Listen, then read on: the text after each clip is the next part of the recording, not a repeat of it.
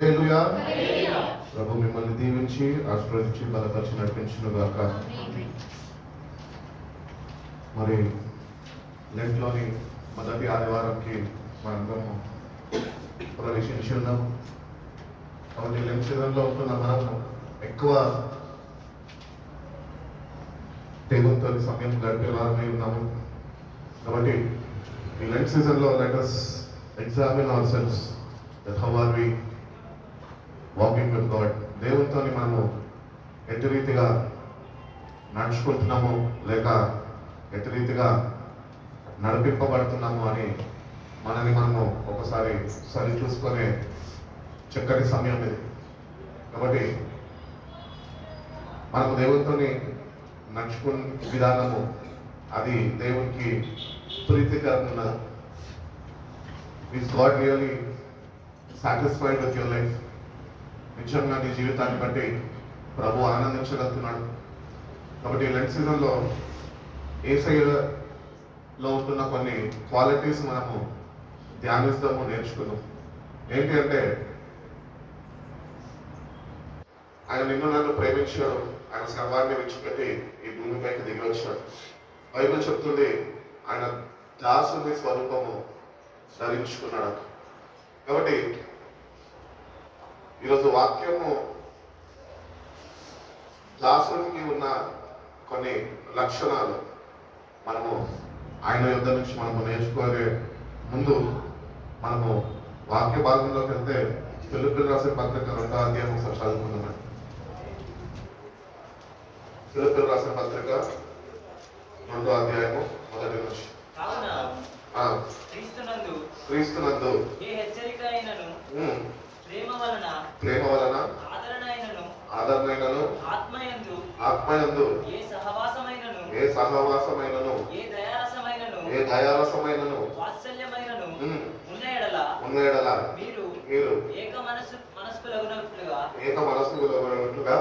ఏక ప్రేమ కలిగి ఏక భావము గలవారుగా ఉండి ఒక్కదాని అందే మనసుంచుచు నా సంతోషమును సంపూర్ణము చేయుడి. Imitating Christ humility. ప్రభువు యొక్క లక్షణాలు దేవుని బిడ్డలుగా మనం కూడా ధరింపజేసుకోవాలి. కాబట్టి we have to have a same mind set. మనందరము ఏక మనసు కలిగి ప్రార్థన చేసినప్పుడు దేవుడు సంఘంలో తన కార్యాన్ని జరిగిస్తాడంట. ఈరోజు సంఘము అని పిలువబడుతున్నాం, కానీ సంఘంలో దేవుని కార్యాలను ఎందుకు చూడలేకపోతున్నాము అంటే ఏక మనసు లేదు. సంఘస్థులకి, కాపరికి, సంఘ సావాసులకి, లేకపోతే ఇతరులతోని వాళ్ళకి సరైన సమాధానం లేని వలన ఏక మనసు కలిగి వాళ్ళు దేవుణ్ణి ఆరాధించలేకపోతున్నారు. అందుకనే యథావిధిగా సంఘాలు ఎట్టి రీతిగా ఉన్నాయి, అట్టి రీతిగానే సంఘాలు అట్టి రీతిగానే మిగిలిపోతూ ఉంటాయి. కాబట్టి దేవుని బిడ్డలుగా మన వంతు మనము ఏ సంఘానికి వెళ్తున్నప్పటికీ కూడా let us be prayerful, let us be watchful and let us be thankful. కాబట్టి ప్రార్థన చేసుకోవాలి. ఏమనంటే ప్రభు, నేను ఈ సంఘంలోనికి వచ్చి ఉన్నాను, ఈ సంఘంలో ఏకాత్మ అందరికీ నువ్వు అనుగ్రహించు. ఇంటి రీతిగా ప్రార్థన చేసే వాళ్ళు ఎవరైనా ఒక్కరైనా ఉండరా? మేబీ సంఘ సభ్యుడు అవ్వచ్చు, సంఘ విశ్వాసి అవ్వచ్చు, లేకపోతే సంఘానికి వచ్చిన నూతన సంఘస్థుడు అవ్వచ్చు. ఎవరు ఒక్కరన్నా సంఘంలో ప్రార్థన చేసే వాళ్ళు ఉంటే వాళ్ళ ప్రార్థన దేవుడు ఆలకించి సంఘంలో అందరికీ ఏకాత్మని ఆయన కలుగు చేస్తాడంట. ఎందుకంటే ఆయన నామము మహిమపరచబడాలి. మన నామం కాదు, పాస్టర్ నామం కాదు మహిమపరచబడేది. ఆయన నామము మహిమపరచబడాలి. ఆయనకే మనము స్తుతి చెల్లించేవారుగా ఉంటున్నాం కనుక అట్లీస్ట్ మనలో ఒకరన్నా ఆ ఏక మనసు కొరకు ప్రార్థన చేయాలి. ఎంతమంది నిజంగా మందిరానికి వెళ్తున్నప్పుడు ప్రార్థన చేసుకుంటున్నాం, ప్రభువా as I'm about to worship you Lord, give us one spirit అని ఎంతమంది నిజంగా ప్రార్థన చేసుకునే వారుగా ఉంటున్నాం? ఇటు రీతిగా ఒకవేళ ప్రార్థన చేసుకోలేదు వారు మనం ఉంటే కనుక నేటి నుంచి ఏ సంఘానికి మనం వెళ్తున్నప్పటికీ కూడా ప్రార్థన చేసుకోండి. ఎందుకంటే మీ ద్వారా సంఘంలో కార్యాలు దేవుడు జరిగించవచ్చు. ఎందుకంటే మనం చేర్చుకున్నాడు అట్లీస్ట్ ఎవరైనా ఆయన దృష్టికి అంగీకారంగా సిద్ధపాటు కలిగి ఏక మనసుతోని ప్రభు యొక్క మనసుతోని వాళ్ళు కానీ ఏకీభవించగలిగితే కనుక ప్రభు ఆ వ్యక్తిని బట్టి సంఘంలో కార్యాలు జరిగిస్తాడు. ఇలా సంఘంలో కార్యాలు జరగకుండా ఉండడానికి అదే కారణం ఏంటి అంటే ఏక మనసు లేదు. పాస్టర్కి ఒక మనసు అయితే పాస్టర్ అమ్మది ఇంకొక మనసు, సంఘంలో అందరికి ఒక మనసు అయితే పాస్టర్ గారిది వ్యతిరేకంగా ఇంకొక మనసు. నేను ఇది చేయమంటే సంఘస్థుడు ఆరాధన నడిపించేటాడు, ఇంకొకటి మరి ఒక్కటి చేస్తాడు. దీన్ని ఏక మనసు అంటారు, ఏక మనసు అన్నారు. నీ నాయకుడు ఎవరైతే ఉన్నారో ఆ నాయకుడు చెప్పిన విధానంగా నువ్వు నడుచుకుంటే కనుక ఆ నాయకుడు ఆల్రెడీ దేవుని చేత నియమింపబడ్డాడు కనుక ఆ నాయకుడు ఏక మనసుతోని దేవుణ్ణి ఆరాధించే రీతిలో సంఘాన్ని ప్రోత్సహించి సంఘం గురించి ప్రార్థనలో గడుపుతున్నప్పుడు ఇటు రీతిగా మనం కూడా మన నాయకులకు లేకపోతే మన పరిచర్యలో వాడబడుతున్న వర్షిప్ లీడర్స్ కి కానీ పెద్దలకు కానీ మనం కూడా లోబడి ఆ ప్రకారం నడుచుకుంటే కనుక దేవుడు ప్రార్థన ఆలకించి తన కార్యాన్ని ఆయన జరిగించుకుంటాడు. కాబట్టి we should have one spirit to worship him. ఒక్కొక్కరికి ఒక్కొక్క మనస్తత్వం నుండి దేవుని ఆరాధిస్తే మన జీవితాలు ఎప్పటికీ బాగుపడము, మార్పు చెందము. కాబట్టి ఏక మనసు అనేది చాలా ప్రాముఖ్యం. తండ్రితో ఏకమై ఉన్నాడు అని బైబిల్ చెప్తున్నది. ఆయన ఫిలిప్పుతో అంటూ ఉంటాడు, దేవుని తండ్రిని నాకు చూపించు అంటే ఫిలిప్ ఇంకా ఎంతకాలం నేను మీ మధ్యలో ఉండాలా, ఇంకా నన్ను తండ్రిని చూపించమని అడుగుతున్నావా అని ఫిలిప్ అంటాడు. అంటే we are not able to recognise the presence of God. దేవుడి సన్నిధి ఉన్నది. అందుకని బైబిల్ చెప్తుంది కదా, ఎక్కడ ఇద్దరు ముగ్గురు నా నామంలో ఉంటారు, కూడుకుంటారు, వాళ్ళ మధ్యలో నేను ఉంటాను అంటున్నాను. బట్ ద ప్రాబ్లమ్ ఇస్ సంఘస్థులలో లేకపోతే సంఘ సావాసంలో ఏక మనసుతోని వాళ్ళు ప్రార్థించలేకపోతున్నారు, లేకపోతే దేవుణ్ణి స్తుతించలేకపోతున్నారు. కనుకనే సంఘంలో అనేకమైన అభిప్రాయాలు ఉంటున్నాయి, ఎన్నో డిఫరెన్సెస్ ఉంటున్నాయి సంఘంలో. అందుకని సంఘము గ్రోత్ అనేది ఉండదు. చెరసాలలో వేయబడినప్పుడు సంఘం అంతా ఒకటే పట్టుతోని ప్రార్థన చేస్తున్నట్ట. సంఘం అంతా ఒకటే దీంతో ప్రార్థన చేసినప్పుడు పట్టుతోని దేవుడు కార్యం జరిగించినాడు. ఈరోజు ఏ సంఘంలో మనం ఉంటున్నప్పటికీ అట్లీస్ట్ దేవుని ఆత్మ మీద ఆధారపడేవాడిగా ఏక ఆత్మ కొరకు ఒక మంచి వ్యక్తిగా మధ్యవర్తిగా నువ్వు నిలబడి దేవుని సన్నిధిలో నువ్వు ప్రార్థించగలిగితే కనుక నీ ప్రార్థన ద్వారా అందరి మనసులని ఏక మనసులైన మార్చి ఆయన మన మధ్యలో తన కార్యాలని ఆయన జరిగిస్తారు. కాబట్టి we should have the same love, be like-minded, having the same love, being in one spirit and one purpose. We are called here to worship. ఇప్పుడు మన అందరం ఇక్కడికి ఎందుకు వచ్చాము? దేవుణ్ణి ఆరాధించడానికి, ఆయన వాక్యాన్ని వినడానికి వచ్చాము. ఒక్కొక్క మనస్తత్వము కలిగి అనాలోచనగా ఉంటే కనుక దేవుని కార్యము జరగదు. కాబట్టి ఏక మనసు మనకి కావాలి. దేవుని సన్నిధిలో ఏకాత్మతో మమ్మల్ని ఐక్యపరచు ప్రభువా అని దేవుణ్ణి మనం అడిగితే కనుక దేవుడు తప్పక సహాయం చేస్తాడు. మూడో వాక్యం నుంచి ఒక మాట అంటాడు చూడు, కక్ష చేతనైనను వృధాతిశయము చేతనైనను ఏమీయు చేయక వినయమైన మనసు కలిగిన వారై యొక్కనినొకడు తనకంటే యోగ్యుడని ఎంచుచు మీలో ప్రతివాడును తన సొంత కార్యములను మాత్రమే కాక ఇతరుల కార్యములను కూడా చూడవలెను. ఇతరుల యొక్క కార్యములను కూడా చూడవలెను. You should be concern about your co-believer. నీతోని వస్తున్న విశ్వాసం ఎవరైతే ఉన్నారో వారి గురించి కూడా మనం పట్టించుకోవాలి. ఎందుకంటే మనము కలుసుకునేది వారంలో ఒక రోజు లేకపోతే వారంలో 2 రోజులు. వాళ్ళ స్థితిగతులు ఎట్లున్నాయో మనం తెలుసుకోవాలి.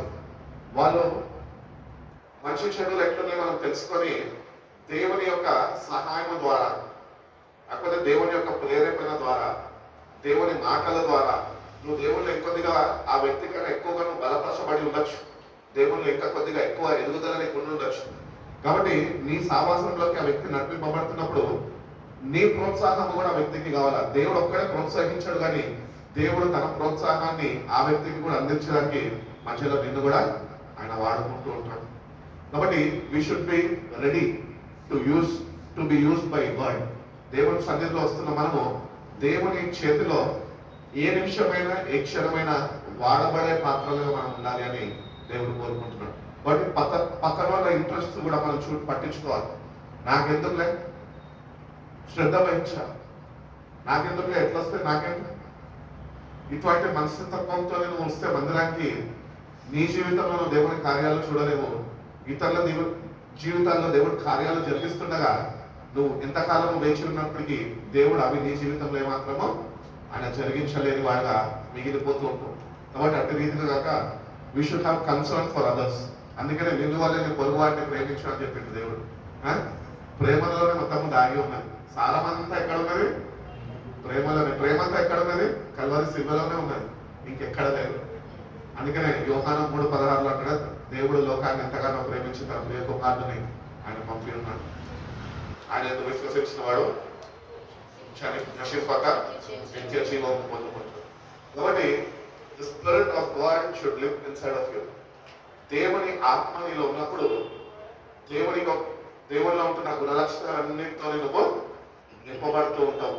కాబట్టి దేవుని యొక్క గుణ లక్షణాలు మనకు కావాలి. దేవుడు మనల్ని పట్టించుకున్నాడు. ఒకప్పుడు మనము భయంకరమైన పాపంలో పట్టబడి ఈడబడి మరణానికి సమీపస్తులుగా మనం వచ్చినప్పుడు దేవుడు మన గురించి శ్రద్ధ వహించి నా బిడ్డ ఫిలిప్పు నశించకూడదు అని చెప్పి నా గురించి ఆయన కొద్దిగా ఎక్కువ ఇంట్రెస్ట్ చూపి ఫిలిప్పు రక్షింపబడాలి, ఫిలిప్పు నా కొరకు వాడబడాలి అని దేవుడు నా పట్ల ఆయన కన్సర్న్ కలిగి ఉన్నాడు కనుకనే నేను ఈరోజు ఆయన పరిచర్యలో నేను కూడా వాడబడే ఒక వ్యక్తిగా, ఒక పాత్రగా దేవుడు నడిపిస్తున్నాడు. కాబట్టి మనము ఆయన చేతిలో విలువైన పాత్రలు. ఈ పాత్ర ఎప్పుడు ఆయన చేతిలో వాడబడుతుంది అంటే నువ్వు దేవుని మనసుని గుర్తెరిగినప్పుడు, ఆ దేవుని మనసుతో నువ్వు నింపబడినప్పుడు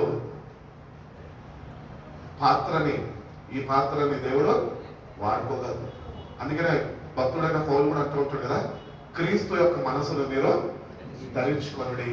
ఈరోజు క్రీస్తు యొక్క మనసు మనకు తెలుసా? అసలు ధరించుకుంటాం కదా, కరెక్టే. ఆ సెకండరీ. ఫస్ట్ మనం తెలుసుకోవాలి ఆయన మనసు ఏమై ఉన్నది.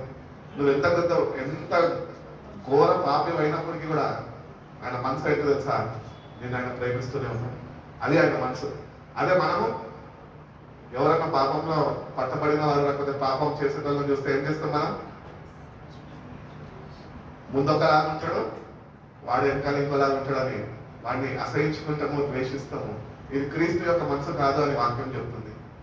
ఒకవేళ దేవుడు యొక్క రీతిగా అసహించుకొని ఉంటే నేడు ఈరోజు మనం ఇక్కడ ఉండేటోళ్ళము ఏమాత్రమో కాదు. కానీ ప్రభు ఎంత ఘోర పాపినైనను ఆయన చేర తీసుకొని దేవుడు అయి ఉన్నాడు. భయంకరమైన వ్యక్తి ఆగస్టిన్ వ్యభిచారంలో పట్టబడి భయంకరంగా లోకంలో నాశనానికి ఆయన దిగజారిన పరిస్థితుల్లోకి ఆయన జారిపోతున్నప్పుడు తల్లి యొక్క కన్నీళ్ళ ప్రార్థన, తల్లి యొక్క మనసు దేవుని యొక్క మనసు ఏకమయ్యింది కనుకనే ఆ కన్నీటి నీళ్ళలో నేను రక్షింపబడ్డాను అని అగస్టిన్ చెప్పగలుగుతున్నాను. ఈరోజు నిజంగా దేవుని ప్రేమలో అంత గొప్పతనం, అంత శక్తి ఉన్నది. కాబట్టి ఆ దేవుని ప్రేమని మనము ప్రతినిత్యము కలిగి ఉండాలి. ఏదో ఆదివారం వచ్చినప్పుడు లేకపోతే నీకు ఇష్టమైన వారు కనిపించినప్పుడు కాదు, నువ్వు సంఘంలో కాదు, ఈ సార్వత్రిక సంఘంలో చేర్చబడ్డ నువ్వు ఏ సంఘానికి నువ్వు నడిపింపబడుతున్నప్పటికీ కూడా ఆ సంఘంలో దేవుని ప్రేమని వాళ్ళు ఇప్పటి వరకు అనుభవించలేదేమో, కానీ నీ ద్వారా వాళ్ళు దేవుని ప్రేమను అనుభవించే రీతిగా నీ జీవితము దేవుని ప్రేమతోని, దేవుని మనసుతోని ఏకమై ఉండాలి అని దేవుడు ఎంతగానో ఆయన కోరుకుంటున్నాడు. కాబట్టి మనం ఎవరు అంటే దేవుని ప్రేమని చాటి చెప్పేవారు. అందుకనే భక్తుడైన పౌలు అంటుంటాడు, మేము క్రీస్తు కొరకు రాయబారులము, వీఆర్ అంబాసిడర్స్ ఆఫ్ క్రైస్ట్. ఎందుకంటే దేవుని ప్రేమని అనుభవించినారు, దేవుని ప్రేమ మీద ఆధారపడ్డారు, దేవుని ప్రేమని వాళ్ళు పొందుకున్నారు. అట్టి రీతిగానే దేవుని ప్రేమని వాళ్ళు ఇతరులకి ఆ కష్ట పరిస్థితుల్లో కూడా వాళ్ళు చూపించగలిగినారు. కాబట్టి దేవుని ప్రేమ చాలా గొప్పది. అందుకనే భక్తుడైన పౌలు ఇంకొక మాట అంటూ ఉంటాడు, ఏంటనగా దేవుని యొక్క ప్రేమ యొక్క ఎత్తు, లోతు, వెడల్పు ఏంటో మీరు తెలుసుకోండి. కాబట్టి we should grow in the love of God. దేవుని ప్రేమలో మనము ఎదగాలి. ఎదుగుదల అనేది మనకి ప్రతినిత్యం ఉండాలి. మనని మనం సరి చూసుకోవాలి. నేను ఎట్టి రీతిగా దేవుని ప్రేమని కలిగి ఉంటున్నాను, దేవుని ప్రేమలో నిలిచి ఉంటున్నాను అని మనం ప్రతినిత్యము we have to examine our cells, మనము పరిశీలన చేసుకునే వారిగా మనం ఉండాలి.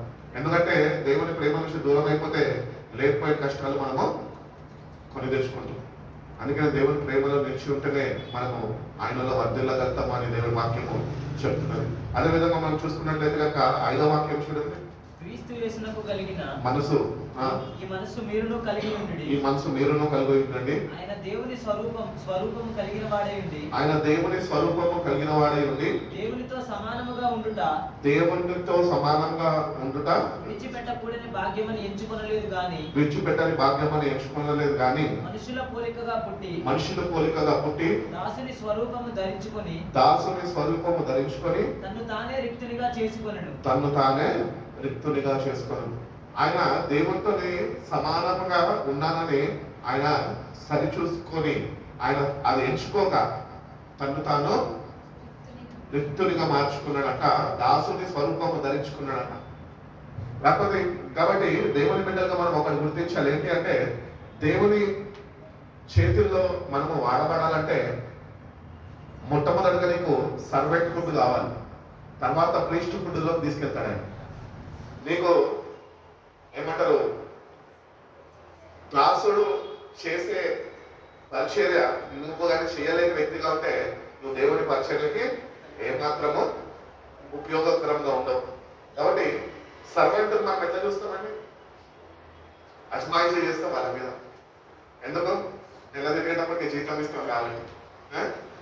కానీ దేవుడు చూడండి, దేవుని ప్రేమ చూడండి. ఆయన నిన్ను నన్ను ప్రేమించి ఆయన ఒక దాసుని స్వరూపము ధరించుకొని మన కొరకు తను రిక్తులుగా మార్చుకొని పైకి దిగి వచ్చాడంట. ఫర్ ఎగ్జాంపుల్ మన ఇళ్ళలోనే మనం చూసినట్లయితే కనుక పనివారిని పెట్టుకున్నప్పుడు ఆమె కొద్దిగా ఆలస్యంగా వచ్చినాకో ఒకలాంటి చిన్న చూపు చూస్తాం, ఇష్టం వచ్చినట్టు మాట్లాడుతుంటాం. ఎందుకంటే అది పనిది అని అంటాం. ఇంత అహంకారము మనలో ఉంటుంది. అంటే అటు రీతిగా చూస్తే దేవునితో మనం సరితూగలుగుతామా? సరితూగలేం. అందుకనే తగ్గించుకో. అందుకనే ప్రభు యొక్క వాక్యంలో తెలుస్తుంది, తాము తగ్గించే వారిని నేను హెచ్చిస్తాను అంటున్నాడు. యేసు ప్రభుని కూడా ఫిలిప్పీయులకు రాసిన పత్రికలో అంటాడు, ఆయన తగ్గించుకున్నాడు కనుకనే అన్ని నామముల కన్నా పరిణామము ఆయనకి అనుగ్రహింపబడి ఉన్నది. కాబట్టి qualities of the servant hood మనకు కావాలి, నేర్చుకోవాలి దేవుని దగ్గర. ప్రభా సర్వెంట్ అన్నప్పుడు ఎట్టి రీతిగా జీవించాలి, ఎట్టి రీతి గుణ లక్షణాలు కలిగి ఉండాలి అని మనము దేవుని దగ్గర మనం ఇంకొకటి గుర్తించాలి. ఏంటంటే we are all servants of our Lord's kingdom. దేవుని యొక్క రాజ్యం కొరకు మనం అందరము దాసులమే. ఆయన కొరకు ఆయన చేతి కింద పనివారమే, దర్శనాత్మకమే. నోటి మన యజమానుడు ఆయన కింద ఆయన ఆధిపత్యంలో మనము నడుచుకునే వారుగా ఉండాలి అని దేవుడు ఎంతగానో ఆశిస్తున్నాడు. కాబట్టి దాసుడు గురించి కొన్ని మాటలు మనం చూసుకుందాం. ఈ దాసుడిలో ఉంటున్న మొట్టమొదటి లక్షణం ఏంటి అంటే రోమియోలు రాసిన పత్రిక 12వ అధ్యాయం 1వ వాక్యం. కాబట్టి సహోదరులారా పరిశుద్ధమును దేవునికి అనుకూలమైన సజీవ యాగముగా మీ శరీరములను ఆయనకు సమర్పించుకొనుడని దేవుని వాత్సల్యమును బట్టి మిమ్మల్ని బ్రతిమలాడుకొనుచున్నాను. కాబట్టి ఈ సర్వెంట్ లో ఉన్న మొట్టమొదటి క్వాలిటీ ఏంటి అంటే he surrenders himself completely to God. సజీవ యాగంగా తాను సమర్పించుకుంటాడు. కాబట్టి సర్వెంట్ లో ఉన్న ఫస్ట్ క్వాలిటీ ఏంటి అంటే సరెండర్. సర్వెంట్ అనే దానికి మనం అబ్రివేషన్ మనం చూస్తాం అంతే. కాబట్టి సరెండర్ లేకుండా నువ్వు సర్వెంట్ కాలేవు. నీకు సరెండర్ కావాలి. ప్రభువుకి సంపూర్ణంగా మనము మన జీవితాన్ని ఆయనకి సమర్పించుకోవాలి. అందుకనే రోమియోలు రాసిన పత్రిక ప్రకారము సజీవ యాగముగా మీ శరీరాన్ని మీరు సమర్పించుకోండి. కాబట్టి present your bodies as a living sacrifice అని బైబిల్ చెప్తున్నాయి. కాబట్టి దాసుడికి ఉన్న మొట్టమొదటి గుణలక్షణం ఏంటి అంటే సమర్పణ. ఈ సమర్పణ మనలో ఉన్నదా? దేవుని బిడ్డలుగా దేవుని దాసులుగా పిలువబడుతున్నాం, కానీ నువ్వు నిజంగా నీ వ్యక్తిగత జీవితంలో నువ్వు దేవునికి సమర్పించుకున్నావా? నీ సమర్పణ ఆయన అంగీకరించి ఉన్నాడా? ఒకవేళ లేకపోతే కనుక ఉద్యోగంలో నేను ఉంచాడు, ఆయన ఉద్యోగంలో నుంచి తీసేస్తాను. పనివారిని కొత్తగా పెట్టుకుంటాము, మంచిగా పని చేస్తుంటే కంటిన్యూ చేపిస్తాము, మంచిగా పని చేయకపోతే నువ్వు రేపటి నుంచి వచ్చే నెల నుంచి రాగమ్మా అని మానిపించేస్తూ ఉంటాం. అటు రీతిగానే మన జీవితం కూడా దేవుడితో మనము నిత్యంగా మన జీవితాన్ని మనము సజీవ యాగంగా ఆయనకు సమర్పించుకుంటే ఆయన పరిచర్యలో మనని కొనసాగింపజేసే కృపను దేవుడు మనకు చేస్తాడు, అనుగ్రహిస్తాడు, మనని ఆయన వాడుకోగలుగుతాడు. ఎందుకంటే నీలో సమర్పణ ఉంది కనుక. కాబట్టి ఫస్ట్ క్వాలిటీ ఏంటంటే surrender to God. Servant, E stands for empowerment of the Holy Spirit. అపోస్తుల కార్యాలు 1వ అధ్యాయం 8వ వాక్యంలో ఉంటుంది చూడండి. ఆయనను పరిశుద్ధాత్మ మీ మీదకి వచ్చినప్పుడు మీరు శక్తి నొందెదరు కనుక మీరు యెరూషలేములోను యూదయ సమరయాలను దేశములంతటను భూదిగంతముల వరకును నాకు సాక్షులై యుందురని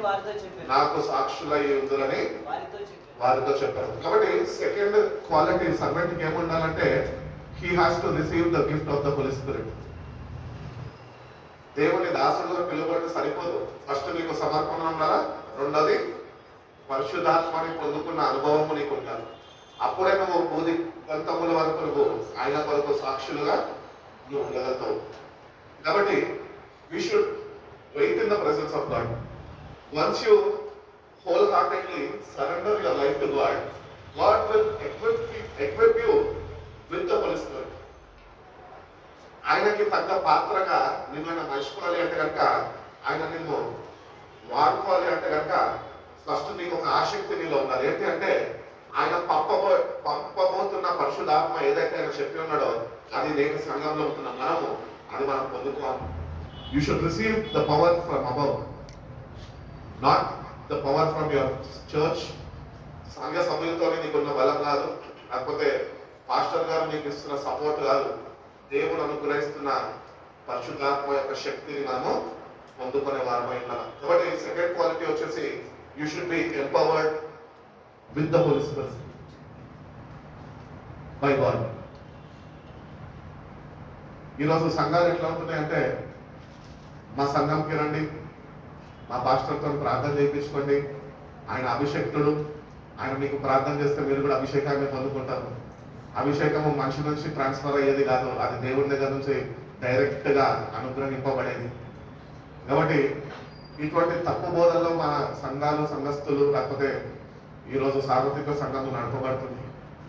కాబట్టి అటు రీతిగా అటు బోధనలో ఉంటే కనుక మనని మనం జాగ్రత్తగా చూసుకోవాలి. Lord, as I'm going and worshipping you in the worship place, ఈ పరిశుద్ధాత్మ అభిషేకంతో నన్ను నింపయ్యా, ఆ క్వాలిటీస్ నాలో ఉంచయ్యా, ఆత్మ బలాంతో నేను సంఘంలో నేను ఆరాధించుకునే కృపను నాకు దయచేయ ప్రభు అని దేవుడిని మనము అడగాలి. కాబట్టి ఫస్ట్ వచ్చేసి సరెండర్ టు గాడ్, సెకండ్ వచ్చేసి empowered with the Holy Spirit, SE అయిపోయింది. R stands for rooted in humility. ఫిలిప్పీయులకు రాసిన పత్రిక 2వ అధ్యాయం 7వ వాక్యం చదువుకున్నాం కదా. మనుషుల పోలికగా పుట్టి దాసుని స్వరూపము ధరించుకొని తన్ను తానే రిక్తునిగా ఎంత తగ్గింపు చూడండి దేవుళ్ళ.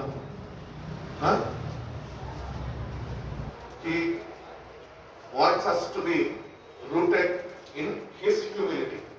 ఆయన తగ్గింపులో మనము నాటబడాలి అని దేవుడు కోరుకుంటున్నాడు. ఈరోజు తగ్గింపు ఎక్కడ ఉంది మనకి? ఉందా? మంచిగా చక్కగా పాట పాడితే నాకన్నా ఎక్కువ పాడలేడు అని ఒక అహామీలో ఉంటూ ఉంటుంది. వాక్య పరిచయం చేసే వాడిగా ఉంటుంటే నాకన్నా ఎక్కువ వాక్చాతుర్యం దేవుడు ఎవరికి ఇవ్వలేదు అన్న ఒక అహామీలో ఉంటుంది. తగ్గింపు ఏదక. అందుకనే ఆయనలో ఉన్న తగ్గింపుని మనము ధ్యానించి అటు తగ్గింపుని మనము ధరింప చేయమని దేవుడిని అడగాలి. మనకంటే మనం ధరించుకోలేము. మనం కులం బట్టి, మతాన్ని బట్టి, రంగుని బట్టి, హంగుని బట్టి, మనకుంటున్న పాస్తుల్ని బట్టి, మనకుంటున్న కులాన్ని బట్టి మనము ఎక్కువ గర్విస్తూ ఉంటాం. అందుకని మన గురించి పాత నిబంధనలు అంటున్నాడు, ఇశ్రాయేలు ప్రజలంట మెడమంచని వారంట. అంటే వాళ్ళు ఎక్కడ తగ్గరు. సినిమా డైలాగ్ ఉంది కదా, తగ్గేదే లేదు. ఇదే స్వభావం మనలో ఉన్నది. ఇది దేవుని దగ్గర నుంచి వచ్చింది కాదు, ఇది లోకంలో నుంచి మనకు అనుగ్రహింపబడింది. తగ్గాలి, దేవుని సన్నిధిలో తగ్గించుకోవాలి. You have to be humble. Humble yourself in the sight of the Lord then he will lift you up అని వాక్యం చెప్తుంది కదా.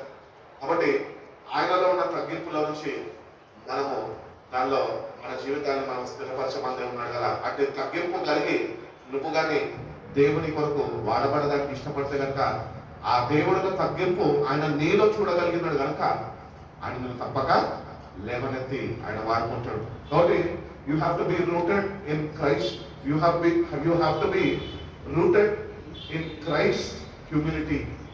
ఆ తగ్గింపులో నువ్వు నాటబడాలి, ఆ తగ్గింపులో నువ్వు జీవించాలి. నీకు ఎంత దేవుడు ఆశీర్వదించినా అహము గర్వము మనకు రావద్దు, ఆ తగ్గింపు అనేది మనకు ఉండాలి. నేను మన సంఘంలో నేను అట్లాగే ఉంటాను. ఏంటంటే దేవుడు ఒక ఉన్నత స్థాయిలో వచ్చినప్పటికీ కేవలం ఇక్కడ ఎక్కడి వాక్య పరిచయం చేసినప్పుడే పాస్టర్ కానీ కింద దిగగానే నేను మీకు పరిచయానికి ఉన్నాయి, దిగ వరకు నేను పరిచయం చేయడానికి నన్ను నేను దేవుడికి సమర్పించుకున్నాను. కాబట్టి తగ్గింపు దేవుడు మన అందరి దగ్గర కోరుకుంటున్నాం. ఎవరో మనుషులు మన గురించి ఆ వ్యక్తి గురించి ఒక చక్కటి సాక్ష్యం ఇవ్వడం కాదు, దేవుడి దగ్గర నుంచి ఎటువంటి సాక్ష్యం కలిగి జీవిస్తున్నాను. ఆ తగ్గింపు నీలో నిజంగా ఉండాలి. ఒకవేళ లేకపోతే కనుక దేవుని దగ్గరకు వచ్చిన మనము నేను నీ దాసునిగా ఉండాలి అంటే నువ్వు నాలో ఈ తగ్గింపు కోరుకుంటున్నావు కనుకైనా నీలో ఉన్న తగ్గింపు నాలోకి అనుగ్రహించు ప్రభు అని దేవుడిని అడిగితే కనుక దేవుడు తప్పక మనకి సహాయం చేస్తాడు. SER అయిపోయింది కదా. V stands for vessels for God's glory. దేవుని చేతిలో విలువైన పాత్రలుగా మనము వాడబడాలి. కొరింథీయులకు రాసిన 2వ పత్రిక 4వ అధ్యాయము 7వ వాక్యంలో ఉంటుంది చూడండి. అయినను ఆ బలాధిక్యము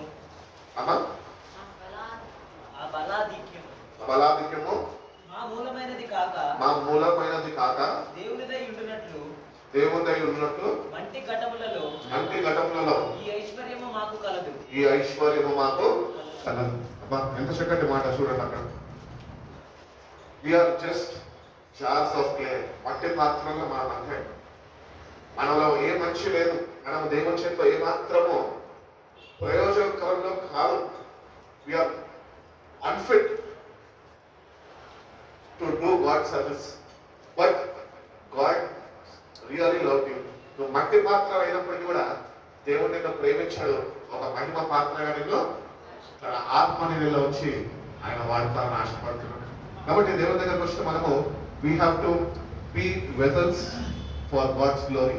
నీ జీవితం ద్వారా నువ్వు ఎటువంటి పాత్రగా నీ జీవితము మారిపోవాలి అంటే దేవుని నామమును మహిమపరిచే రీతిగా నువ్వు అటువంటి పాత్రగా మార్పు చెందాలి. దేవుని ఆత్మనిలో నివసించాలి అని దేవుడు ఎంతగానో ఆయన ఆశిస్తున్నాడు. అదేవిధంగా మనం చూసుకున్నట్టయితే SER అయిపోయింది కదా, V అయిపోయింది, మళ్ళా ఏకి వచ్చినాం. ఏ అంటే ఏంటి? Available and obedient. A stands for available and obedient. యెషయా గ్రంథం 6వ అధ్యాయం 8వ వాక్యంలో ఉంటుంది చూడండి.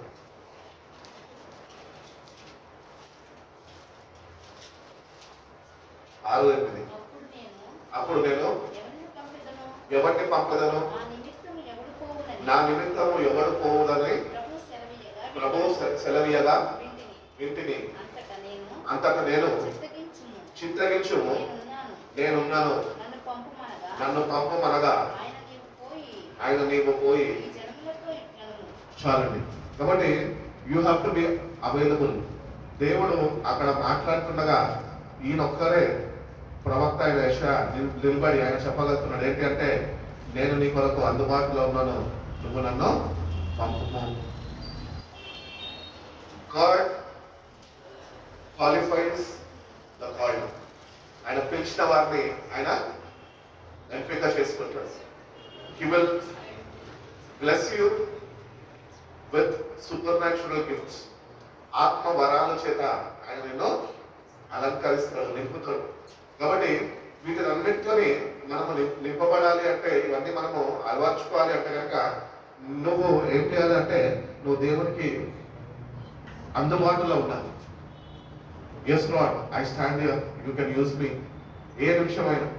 అందుకనే సువార్తల్లో ఒక మాట చెప్తూ ఉంటాడు, యేసు ప్రభు వచ్చి నన్ను వెంబడించు అంటే ఆ యవనస్తులు అంటారంట, ఆగు మా నాయన చనిపోయాడు, నేను వెళ్ళి ఆయన పాతి పెట్టి నేను మళ్ళీ తిరిగి వస్తాను అంటాడు. సో అట్టి రీతిగా మనం కూడా మన జీవితాల్లో వాయిదాలు వేస్తూ ఉంటాం. దేవుడు మనల్ని వాడుకోవాల్సిన సమయాన్ని మనం గుర్తించక, అట్టి గ్రహింపు కలిగి జీవించక, సరే ఎప్పుడో వాడబడతాంలే అన్న ఆలోచనలో మనము ఈడవబడుతూ ఉంటాం. లేదు, ఆ దేవుడు ఎప్పుడైనా పిలుచుకుంటాడు. ఆ పిలుపుకి నువ్వు తగిన సిద్ధపాటు కలిగిన, తగిన అందుబాటులో ఉన్న వ్యక్తిగా నువ్వు ఉంటే కనుక ఆయన ఎట్టి రీతిగా అయితే మన పితరులని ఎంపిక చేసుకొని ఆయన వాడుకున్నాడు, అట్టి రీతిగానే నిన్ను నీ ఆఫీస్ ప్లేస్ లో కానీ, నువ్వు ఉంటున్న నీ గృహంలో కానీ, లేకపోతే నువ్వు ఉంటున్న సమాజంలో కానీ, నువ్వు ఎక్కడ ఉంటున్నప్పటికీ when you are available to God, God will use you there. ఈరోజు దేవుని కొరకు మనము పనిచేసే స్థలాల్లో వాడబడకుండా ఉండడానికి కారణం ఏంటి అంటే వీఆర్ నాట్ అవైలబుల్. మనం దేవుని దగ్గర ఒకటి కోరుకుంటాం, ఏంటంటే ప్రభు నాకు ఆ కంపెనీలో ఉద్యోగం ఇచ్చారు. ఉద్యోగం ఇచ్చిన దేవుడికి అనేక ఉద్దేశాలు ఉంటాయి, అది మర్చిపోద్దు మనం. ఆ కంపెనీని నువ్వు కోరుకుంటే నీ కోరిక అయినా తీర్చాడు, కానీ ఆ కంపెనీలో నువ్వు ఉద్యోగం పొందుకున్న ఆయన కోరిక తీరుస్తున్నావా? అందుకని మనము ఉద్యోగం పొందుకోవడం కాదు, కానీ ఆ ఉద్యోగ స్థలంలో నీ నామానికి మహిమకరంగా నేను ఎట్టి రీతిగా వాడబడాలి ప్రభు అని ఆ ఆసక్తి, ఆశ నీలో ఉంటే దేవుడు నీ మేనేజర్స్ ముందు, వాళ్ళు ఎవరన్నా కావచ్చు, వాళ్ళ ముందు నిన్ను లేవనెత్తుతాడు. ఆయన నామమయ మార్గము ఆయన నిన్ను బలపరిచి అక్కడ ఆయన వాడుకుంటాడు. కాబట్టి we have to be available. ఏ ప్లేస్లో, ఏ రంగంలో మనం పనిచేస్తున్నప్పటికీ కూడా దేవుని కొరకు అందుబాటులో ఉండే వ్యక్తులుగా మనం ఉంటే కనుక ఆయన తప్పక ఆయన నిన్ను ఆ ప్రాంతంలో, ఆ ప్రదేశంలో, ఆ ఉంటున్న స్థలంలో ఆయన నిన్ను వాడుకుంటాడు. నీ ద్వారా ఆయన కార్యాలని ఆయన జరిగించాడు. ఇప్పటి వరకు నీ కంపెనీలో దేవుని నామానికి మహిమ రాలేదేమో, కానీ నీవు అడుగు పెట్టినాక నీ కంపెనీలో నుంచి దేవుడు మహిమపరచబడతాడు. అట్టి రీతిగా అందుబాటులో నువ్వు ఉండాలి అని దేవుడు ఎంతగానో ఆశిస్తున్నాడు. కాబట్టి మనందరం ఒకటి గుర్తిస్తాం, ఏంటి అంటే మనం ఎక్కడ ఉంటున్నప్పటికీ, ఏం చేస్తున్నప్పటికీ, మనం ఉంటున్న స్థలాలలో దేవుని నామము మహిమపరచబడాలి. అట్టి రీతిగా నేను దేవునికి అందుబాటులో ఉండాలి అని మనము కానీ కొద్దిగా జాగ్రత్త వహిస్తే, శ్రద్ధ వహిస్తే, నువ్వు ఉంటున్న స్థలంలో దేవుని నామము నీ ద్వారా ఆయన మహిమపరచుకుంటాను అని మరొకసారి ఆయన తెలియజేస్తున్నాడు. అదేవిధంగా మనం చూసుకున్నట్లయితే నాట్ సీకింగ్ రికగ్నిషన్, కొలసీయులకు రాసిన పత్రిక 3వ అధ్యాయము 23వ వాక్యం. ప్రభు వలన స్వాస్థ్యమును ప్రతిఫలముగా పొందుదామని ఎరుగుదురు గనుక మీరు ఏమి చేసినను అది మనుషుల నిమిత్తము కాక ప్రభువు నిమిత్తమని మనస్ఫూర్తిగా చేయుడి. మనం ఏ పని చేస్తున్నప్పటికీ నేను కాబట్టి చేస్తాను అని చెప్పదు. ఎప్పుడు నేను ఆయన కొరకు చేస్తాను అని చెప్పే వారిగా మనం ఉండాలి. మనం ఎక్కడన్నా ఏమైనా చేస్తే మనం ఏం కోరుకుంటాము? గుర్తింపు కోరుకుంటాం. రికగ్నిషన్ అనే దానికి మనం ప్రాప్తులు ఆడుతుంటాం. అందుకనే దేవుడు వాక్యం చెప్తున్నది, మీరు ఏది చేసినా అది మీరు చేసినట్టు కాదు, కానీ అది దేవుని కొరకు చేసినట్టు మీరు చేయాలి. కాబట్టి recognition is not from people, but recognition is from God.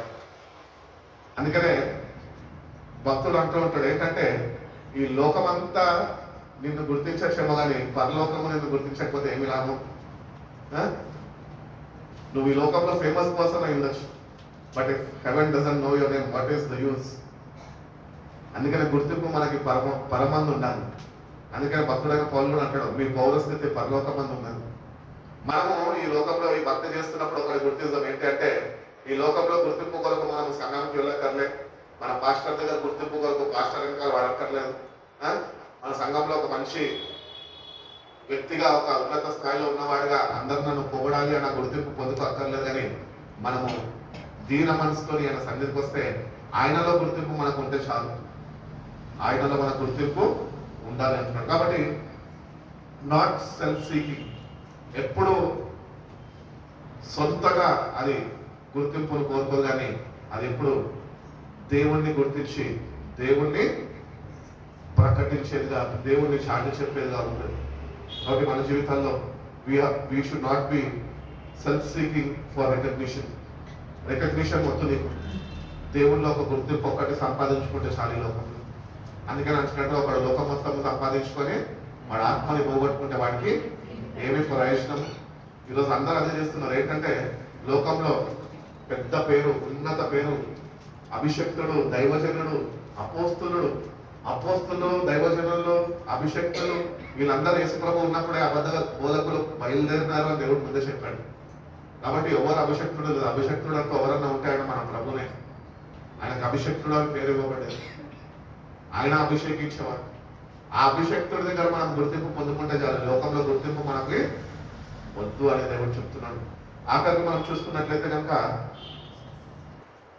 Tea stands for true until the end. ఆయన రాకడ పర్యాంతము వరకు మనము నమ్మకత్వాన్ని కనపరుస్తూ ఆయన నామము మహిమపరిచే రీతిలో మనము మన జీవితాన్ని కొనసాగించుకోవాలి. మత్తయి సువార్త 2వ అధ్యాయము 21వ వాక్యంలో ఉంటుంది చూడండి.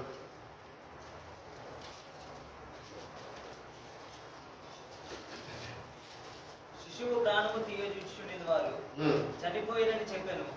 అప్పుడు అతడు లేచి శిశువును తల్లిని తోడుకొని మాథ్యూ 2:21 చదువుతున్నా. అదే చదువు. శిశువును తల్లిని తోడుకొని ఇశ్రాయేలు దేశమునకు వచ్చెను. ఒక్క నిమిషం. సారీ, రెఫరెన్స్ బాగుంది. రెఫరెన్స్ ఏంటంటే అలా నమ్మకమైన మంచి దాసుడా అని రెఫరెన్స్ ఎక్కడ ఉంది? Faithful and good servant. దొరకలేదా?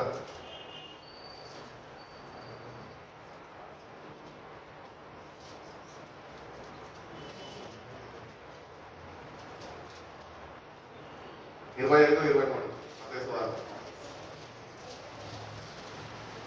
అతని యజమానుడు అతని యజమానుడు బలా నమ్మకమైన మంచి దాసుడా, అలా నమ్మకమైన మంచి దాసుడా, నీవు ఈ కొంచెములో నమ్మకముగా ఉంటివి, ఈ కొంచెంలో నువ్వు నమ్మకంగా ఉంటివి, నిన్ను అనేకమైన వాటి మీద నియమించెదను. నేను నిన్ను అనేకమైన వాటి మీద నియమించను. కాబట్టి ఒక చక్కటి సాక్ష్యము మనం సంపాదించుకోవాలి. You are a good servant.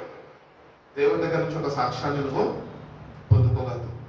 కాబట్టి ఇక్కడ దేవుడు అంటున్నాడు, ఆ వ్యక్తిని చూసి అంటున్నాడు, ఏమంటున్నాడు అంటే బలా నమ్మకమైన మనిషి కుమారుడా అంటలే, దాసుడా అంటున్నాడు. అంటే అప్పగించిన పనిని నమ్మకముగా అంతము వరకు తుదముట్టించినాడు. కాబట్టి దేవుడు మనకు రక్షణ ఇచ్చాడు. ఈ రక్షణ పొందుకున్న మనము నమ్మకముగా మనకి ఇవ్వబడిన ఈ రక్షణని నిత్యంగా కొనసాగించగలుగుతున్నాము. ఆ నమ్మకత్వాన్ని దేవుడు మన దగ్గర నుంచి కోరుకుంటుండగా అంత నమ్మకంగా నువ్వు దేవుణ్ణి సేవించగలుగుతున్నావు, దేవుణ్ణిలో నిలిచి ఉండగలుగుతున్నావు, దేవుని మీద ఆధారపడగలుగుతున్నావా? అంటే నమ్మకత్వాన్ని నువ్వు ప్రతినిత్యము ప్రతి ఒక్క పరిస్థితి కూడా వెళ్తున్నప్పుడు ఆ నమ్మకమైన విశ్వాసంతో, ఆ నమ్మకమైన నిరీక్షణతో, ఆ నమ్మకత్వాన్ని నువ్వు కనపరచగలుగుతున్నావు.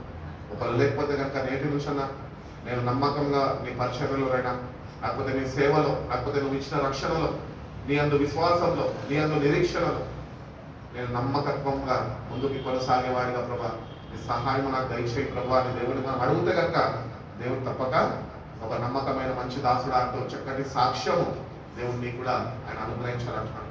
కాబట్టి వీఆర్ ఆల్ సర్వెంట్స్. మనందరము చెత్త పనివారులము అని పౌలు చెప్తున్నాడు. We are all coworkers in Christ. అందరం సమానమే. జీవరత్నమంతో ఈరోజు పెద్ద పోట్లాగా అయింది మధ్యాహ్నం. నాకు ఏమంటే ఆయన కొద్దిగా మాట వినకపోతుంటే నేను కొద్దిగా ఆయనని వాక్యంతో గద్దించడానికి ప్రయత్నిస్తున్నప్పుడు నేను ఎంతటోటి నువ్వు ఎంతటోటి, నేను రెవరెండ్ అన్నాడు. నువ్వు రెవరెండ్ అయినా నువ్వు 22 అయినా దేవుని వాక్యం ఇది అని చెప్పి ఆయన నేను గద్దిస్తూ వచ్చాను. నువ్వు ఎంతటి మాట రా నాకు చెప్పనీకంటే నేను ఆయనకు ఒకటే చెప్పినాను, నువ్వు ఎట్లా సేవకుడవో దేవుడి దృష్టిలో నేను కూడా ఒక సేవకుండే. రెవరెండ్ అని చెప్పి జీవరత్నం రెవరెండ్ అని చెప్పి పైన విలువడు, భూమి మీద రెవరెండ్ 22 పనికొస్తాయని చెప్పి ఆయన అది వాగ్దాలకు దిగి ఆయన దగ్గరికి వెళ్ళేసి వచ్చాను నేను. కాబట్టి దేవుని బిడ్డలుగా నిత్యంగా మనని మనము ఎంత తగ్గించుకుంటే దేవుడిలో అంత గుర్తింపు మనం పొందుకుంటాం. ఇది ఒక రహస్యం దేవుడు నాకు ఇచ్చినది. కాబట్టి ఏ పరిస్థితి కూడా నువ్వు వెళ్తున్నప్పటికీ దేవుడు అక్కడ నీలో తగ్గింపు చూస్తున్నాడు. తగ్గించుకుంటే దేవుడు ఎవరైతున్నాడు, ఎవరో నిన్ను కేరళ చేసి మాట్లాడతారు అనుకోకు, కానీ తగ్గింపు హ్యూమిలిటీ తో నువ్వు దేవుని దగ్గరికి రాగలితే కనుక దేవుడు తప్పక ఆయనకి ఇష్టమైన దాసుడిగా ఆయన క్వాలిటీస్ అన్నిటితో మనం నింపుతాడు. ఆ క్వాలిటీస్ అన్నిటితో మనం నింపబడినప్పుడు ఆయన చేతిలో విలువైన పాత్రలుగా మనం వాడబడగలుగుతాం. అట్టి రీతిగా మనము మన యాత్రని కొనసాగించగలిగితే, యాత్రని ముగించుకోగలిగితే ఇక్కడ దేవుడు చెప్పినట్టు బలా నమ్మకమైన మంచి దాసుడు అని ఒక చక్కటి సాక్ష్యము దేవుడు మన పట్ల ఆయన ఇవ్వగలుగుతాం. కాబట్టి సర్వెంట్ హుడ్ మనకి కావాలి. దేవుడిని అడుగుదాం, పరిచారకుడుగా నేను ఎట్లా జీవించాలో నువ్వు నాకు నేర్పించగా, పరిచర్య చేయడం ఎట్లనో నువ్వు నాకు నేర్పించగా, ఎట్టి రీతిగా నేను ప్రేమించాలో, ఎట్టి రీతిగా ఇతరులను నేను ఆదరించాలో, ఎట్టి రీతిగా ఇతరుల యొక్క కష్టాల్లో వాళ్ళు ఉంటున్నప్పుడు నీ మాటల చేత ప్రోత్సాహం వాళ్ళకి కలుగజేసి వాళ్ళని మళ్ళీ నీ ఎదుట నేను నిలవబెట్టాలో అట్టి మనస్సును నాకు దయచేయి ప్రభా అని దేవుడిని మనం అడిగితే కనుక దేవుడు మనందరినీ ఆయన వాడుకుంటాడు. మనం దేవుడి చేతిలో వాడబడాలి. ఈ లోకంలో నువ్వు అపవాది, నేను ఒకటొకటి చెప్పగలుగుతా, నువ్వు దేవుడి చేతిలో ఇలా వాడబడకపోతే అపవాది చేతిలో నువ్వు తప్పక వాడబడతావు. నేను ఎవరు వాడుకుంటున్నాను? అందుకనే ఇద్దరికి దాసులుగా మనం ఉండాలేమో అని వాక్యం చెప్తుంది కదా. ఉంటే దేవుని కన్నా దాసుడుగా ఉంటావు, లేకపోతే అపవాది కన్నా సాతాను కన్నా దాసుడుగా ఉంటావు.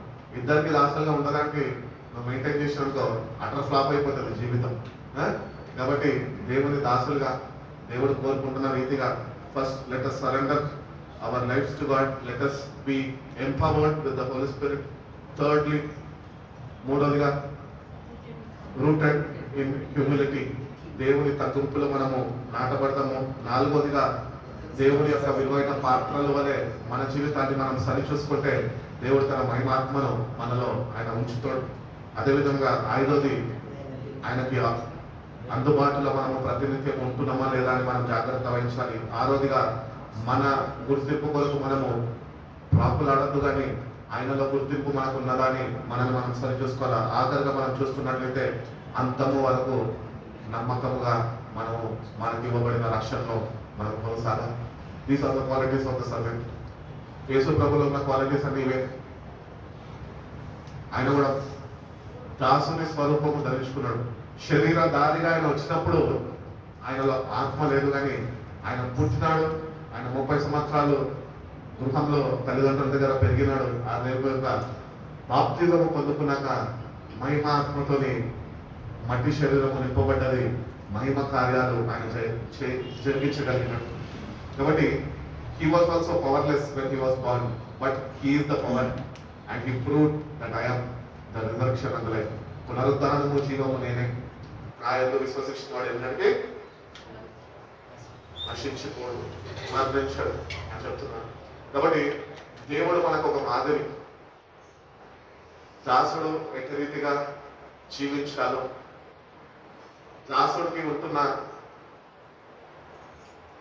క్వాలిటీస్ ఏంటో ఆయన మనకి చూపించున్నాడు. అందుకనే కల్వరి శిలలో ఆయన మౌనంగా ఉన్నాడు, నోరు ఇప్పలేదు. నోరు కూడా ఇప్పలేదు. యెషయా 53:3 ఒక మాట అంటాడు చూడండి.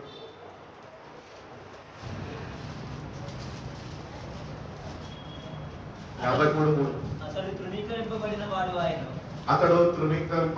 ఆయన, మనుషుల వలన విసర్జింపబడిన వాడును, వ్యసనక్రాంతుడుగాను, వ్యాధిని అనుభవించిన వాడుగాను, మనుషులు చూడనొల్లని వాడుగాను ఉండెను.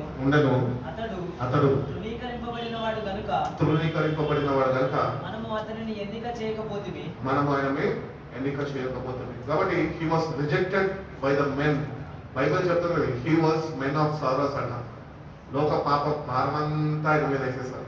మనకి చిన్న బాధ కలిగితే కుటుంబంలో మనం భరించుకోగలమా? భరించుకోలేము. కానీ ఆయన దాసుడి స్వరూపము ధరించుకున్నందున ఆయన లోక పాపం అంతటిని, శాపం అంతటిని ఆయన మీద వేసుకున్నప్పటికీ కూడా ఆయన మౌనము పాటించారు. అంత తగ్గింపు ఆయనలో ఉన్నది.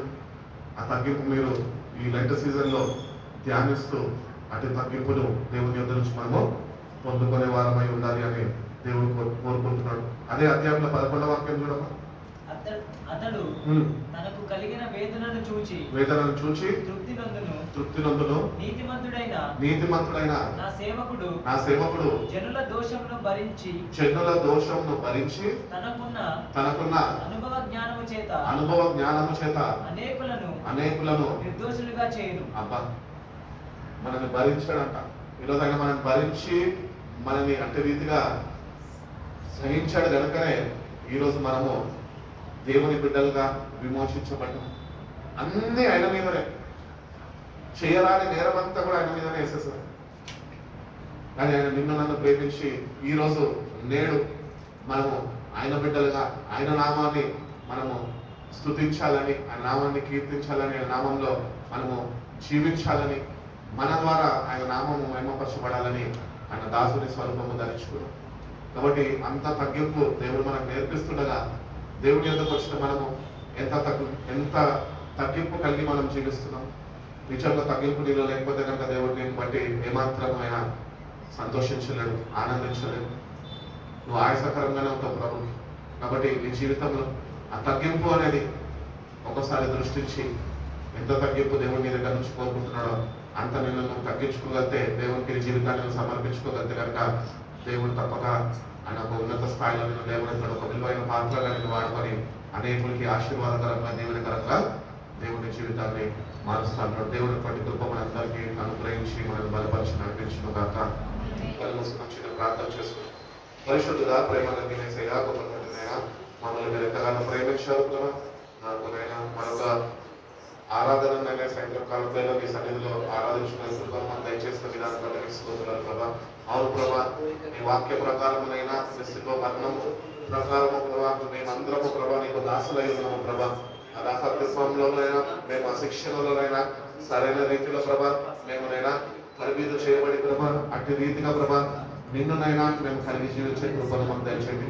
క్రీస్తు యొక్క మనసును మీరు ధరింపజేసుకోండి అని పౌరులు చెప్తున్న రీతిగా ప్రభా ఆ మనసుని మాకు దయచేయండి ప్రభా. కంప్లీట్ గానైనా మా జీవితాన్ని నీకు సమర్పించుకునే కృపను మాకు దయచేయండి. పరిశుద్ధాత్మతోనైనా మేము మమ్మల్ని నింపండి అయ్యా. తగ్గింపులోనైనా మేము నైనా మాటబడి ప్రభా ఆ తగ్గింపు కలిగినైనా నీ కొరకు జీవించే కృపను మాకు దయచేయండి ప్రభా. విలువైన దేవుని మహిమ కలిగిన పాత్రలుగా ప్రభా నీ మహిమాత్మని నైనా మాలో ఉంచమని అడుగుతున్నాం తండ్రి. కేవలం మట్టి పాత్రలో అయ్యా దేనికి రాని వారమయ్యా అయినప్పటికీ నైనా ఈ మహిమాత్మని మాలో మీరు ఉంచి ప్రభా ఈ మట్టి పాత్రనైనా మహిమ కలిగిన పాత్రగానైనా మీరు చేస్తా అంటున్నారు ప్రభా. అట్టి రీతిగా ప్రభా మహిమ కలిగిన పాత్రగానైనా మమ్మల్ని మేమునైనా మీ ఆత్మతో నింపబడి ప్రభా నీ కొరకు వాడబడే కృపను మా ప్రతి ఒక్కరికి మేము దయచేయమని అడుగుతున్నాం తండ్రి. ప్రతి నిత్యమునైనా నీకు లోబడి నీకు అందుబాటులో ఉండేవారుగా ప్రభా మా జీవితాన్ని మేము సరి చూసుకునే కృపను మా ప్రతి ఒక్కరికి మేము దయచేయండి. మీరు మా కొరకు మధ్యాకాశంలో త్వరగా రాబోతుండగా ప్రభా నీకు అందుబాటులో ఉండే వ్యక్తులుగా సిద్ధపడిన వారిగా ప్రభా మేము ఉండాలని మీరు కోరుకున్నారు ప్రభా. అట్టి రీతిగా ప్రభా నీ వాక్యమందు విధేయత చూసి ప్రభా నీ కొరకునైనా అందుబాటులోనైనా ముందుకి కొనసాగే కృపను దయచేయండి ప్రభా. మా గుర్తింపునైనా ఈ లోకంలో కాదు కానీ అయ్యా మీలోనైనా మా గుర్తింపుని మేము సరి చూసుకొని కృపను దయచేయండి. మీలో మేము ఎక్కడ నిలిచి ఉన్నామో మమ్మల్ని మేము సరి చూసుకొని ప్రభా మా జీవితాన్నినైనా సరిదిద్దుకునే కృపను మా ప్రతి ఒక్కరికి దయచేయండి ప్రభా.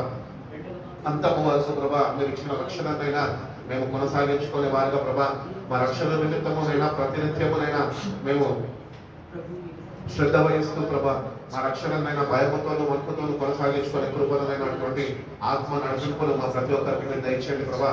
దాసుడి యొక్క గుణ లక్షణాలునైనా ఎట్టి రీతిగా ఉంటే ప్రభా కొన్ని మాటలనైనా మీరు మాతో మాట్లాడి ఉన్నారు ప్రభా. అట్టి గుణ లక్షణాలన్నింటితోనైనా మేము నింపబడి ప్రభా నీ చేతిలో నీ కొరకునైనా దాసులుగానైనా నీ చేతిలోనైనా వాడబడే పాత్రలుగా ప్రభా మేమందరమునైనా నీకు రాజ్య విస్తరణలోనైనా వాడబడే కృపను మా ప్రతి ఒక్కరికి మేము దయచేయండి. విన్న వాక్యాన్ని మీరు కట్టి ఫలింపు చేయండి. ఈ లెంట్ డేస్నైనా మీ చేతులకి మేము సమర్పిస్తున్నాం. ఈ లెంట్ సీజన్ లో ఉంటుండగా ప్రభా నీ వాక్యాన్ని నేను అనేక సంఘాల్లో మేము ఉండి ధ్యానిస్తుండగా ప్రభా నీ వాక్యం అనే వెలుగులోనైనా మేము వెలిగిపోబడే కృపను దయచేయండి. వాక్యంలో ఉన్న సత్యంనైనా మేము గుర్తెరిగి ప్రభా మా జీవితాల్లో అటు రీతిగా వాక్యాన్ని సమర్పించుకునే కృపను మా ప్రతి ఒక్కరికి మేము దయచేయండి. ఈ లెంట్ సీజన్ లో ప్రభా మేమునైనా ఆత్మీయ స్థితిలోనైనా బలాభివృద్ధినైనా మేము పొందుకునే కృపను మాకు దయచేయమని అడుగుతున్నాం తండ్రి. మీ ఆత్మతో మమ్మల్ని బలపరచండి, మీ వాక్యంతోనైనా మమ్మల్ని తృప్తిపరచండి, నైనా మీ శక్తితో మమ్మల్ని నింపండి ప్రభా. ఈ లెంట్ సీజన్ ముగించుకునే లోపు ప్రభా నీ ఆత్మాభిషేకాన్ని పొందుకొని ప్రభా లెంట్ సీజన్ ముగించుకున్న మేమునైనా నీ చేతిలోనైనా నీ నామ మహిమార్థమునైనా మేమునైనా విలువైన పాత్రలుగా నీ చేతిలో వాడబడే కృపను మా ప్రతి ఒక్కరికి దయచేయండి. నిన్న వాక్యాన్ని నీరు కట్టి ఫలింపజేయండి ప్రభా. వచ్చిన ప్రతి ఒక్క బిడ్డను బట్టి నీకు వందనాలు. బిడ్డలనైనా మీరు దీవించండి, ఆశీర్వదించండి, బిడ్డలు మీరు దర్శించండి. బిడ్డలనైనా మీరేనైనా ఎంపిక చేసుకొని ప్రభా నీ ఆత్మని బిడ్డల్లో మీరు ఉంచినైనా నూతన కార్యాలు జరిగించండి. ఎందరైతే బిడ్డలు రాలేకపోయారు ప్రభా బిడ్డలు కూడా మీరు జ్ఞాపకం చేసుకోండి. మీ చిత్తమైతేనైనా మరొకసారినైనా ఆ బిడ్డలు కూడా వచ్చి ప్రభా మేమందరమునైనా నీ వాక్యము నీ సావాసంలో నిలిచి ఉండే కృపను మరొక తరుణాన్ని మా ప్రతి ఒక్కరికి మీరు దయచేస్తున్నామని మీరేనైనా మాకు తోడుగా ఉండి నన్ను మమ్మల్ని బలపరిచి నడిపిస్తున్నామని వచ్చిన ప్రతి ఒక్క బిడ్డను బట్టి నీకు వందనాలు చేస్తూ మీ చేతులైతే బిడ్డల్ని మీరు ఆశీర్వదించి మీరు ఎక్కడైనా భద్రపరిచి కాచి కాపాడుకుంటున్నామని యేసయ్య పరిశుద్ధ నామంలో ఈ ప్రార్థన అడిగి వేడుకుంటున్నాం పరమ తండ్రి. ఆమేన్.